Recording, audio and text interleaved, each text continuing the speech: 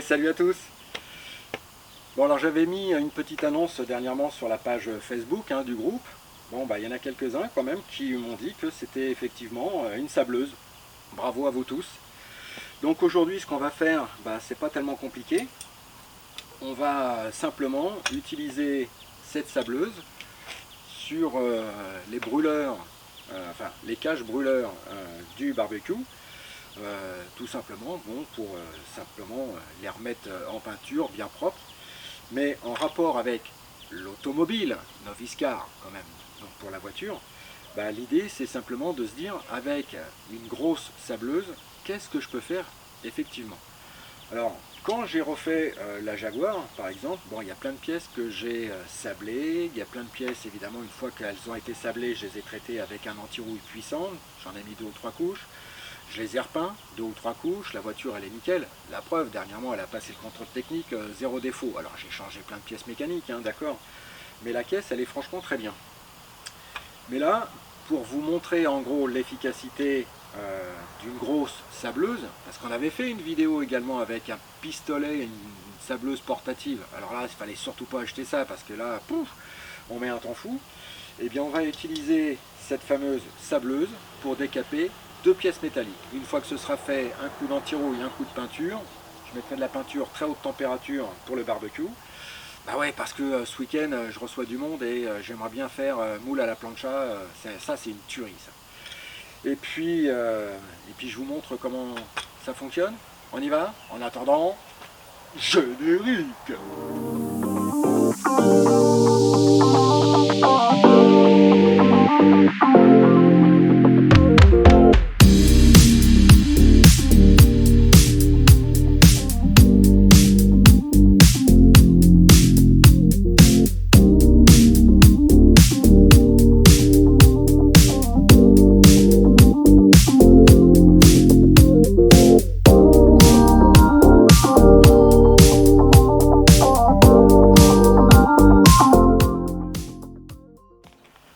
Bon, c'est parti. On va tester, enfin tout au moins on va utiliser la grosse sableuse. Alors qu'est-ce qu'il nous faut? Une source électrique pour alimenter un compresseur. On va brancher l'arrivée d'air sur la sableuse. Ah ouais, alors là, évidemment, il faut fermer le bouchon. Mais avant de fermer le bouchon, on va faire le complément de produit silice pour alimenter la sableuse. Alors je vais vous faire une photo et puis dans la foulée, les caches brûleurs qui se trouvent au-dessus du barbecue qu'on est en train de nettoyer tous ensemble, eh bien on va les décaper. Alors j'utilise ces pièces là parce que 1 elles sont abîmées, 2 je vais les refaire, enfin je vais les repeindre, mais demain vous avez besoin de refaire des jantes en ferraille ou en alu ou un morceau d'aile que vous avez besoin de décaper. Cet appareil, vous allez voir, c'est performant. Donc on va se fabriquer, enfin on s'est fabriqué un petit entonnoir. Ah, pas de bol, c'est trop gros. Je vais prendre une bouteille en plastique et puis je vais me faire un entonnoir. Bon, je me suis procuré une bouteille en plastique, j'ai enlevé le bouchon, je l'ai décaloté. Je vais mettre ça comme ça va pas être encore super pratique, mais bon.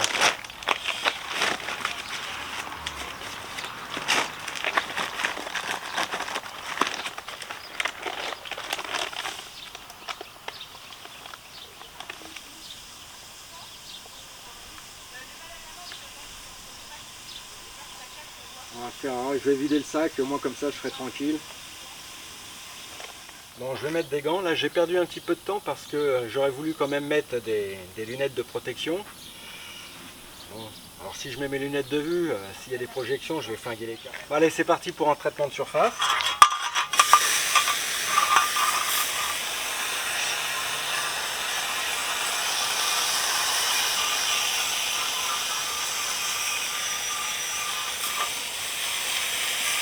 Alors là on voit que tous les résidus de graisse, tout ça, ça dégage.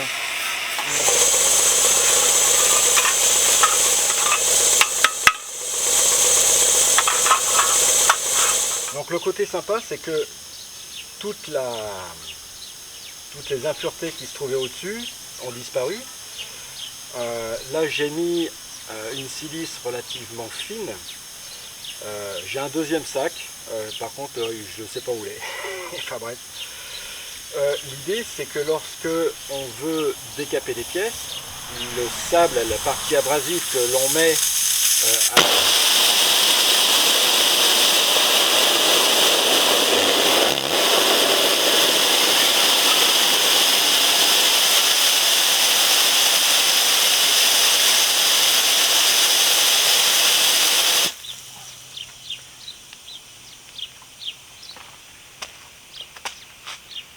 C'est le tuyau qui s'est désemparé. Je vais le refixer. Donc vous voyez, quand ça fait un petit moment qu'on n'a pas utilisé l'appareillage. Enfin voilà, heureusement qu'il y a des robinets d'arrêt partout là-dedans. Enfin bref. Donc je reprends.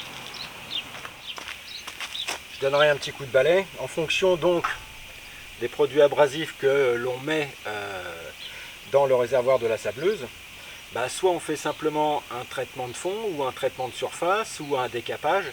Donc soyez vigilants aussi dans les grains de silice que vous voulez, ce que vous voulez faire exactement. Si demain on veut vraiment mettre de la tôle à nu, ben, il existe des toutes petites particules en verre, donc c'est comme des billes en verre, mais elles sont pleines de facettes, c'est extrêmement coupant, c'est très très abrasif.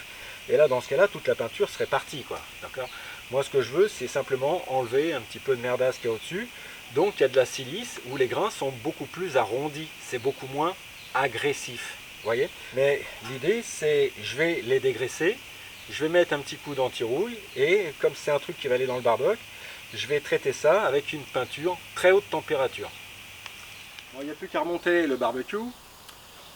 Parce que les pièces qu'on vient de sabler, c'est pour le barbecue, mais en rapport avec l'automobile, rien ne t'empêche de démonter des pièces de ta voiture si tu penses qu'elles sont suffisamment, ou tout au moins très sales. Tu peux faire plusieurs traitements, simplement un bon nettoyage de surface. Maintenant, si tu veux refaire de la carrosserie, enlever de la peinture, bien décaper, mettre le métal à nu, voilà, fais attention parce que alors, on peut aller à Brico Dépôt, il y en a aussi à Leroy Merlin. Maintenant, il y a des magasins spécialisés qui font que les grains de silice sont complètement différents. Donc, en fonction de ce que tu veux faire, il faut, voilà. Et puis en plus, ça s'achète avec des sacs de 20 kg, quoi. Mais une grosse sableuse comme ça, lorsque on a la garantie de vouloir refaire plusieurs pièces, ça vaut la peine d'investir dans ce genre de truc. La sableuse, là, sur Amazon, je sais plus, mais c'était 90 balles.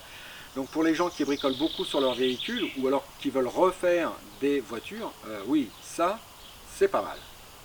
Donc une grosse sableuse comme ça, à mon avis, ça vaut la peine d'en avoir une, sous réserve évidemment qu'on bricole beaucoup. Bon là, on parle de voiture, mais demain vous êtes chez vous pour décaper des poutres, décaper une chaîne qui sert de gouttière, dans n'importe quel domaine, même artistique, hein, quelqu'un qui veut décaper du bois flotté qu'on trouve sur la plage, ça fonctionne très bien, d'accord ? Voilà, donc une grosse sableuse, à mes yeux, lorsqu'on restaure des véhicules ou lorsqu'on veut entretenir parfaitement bien sa bagnole, ça vaut le coup d'investir là-dedans, quoi.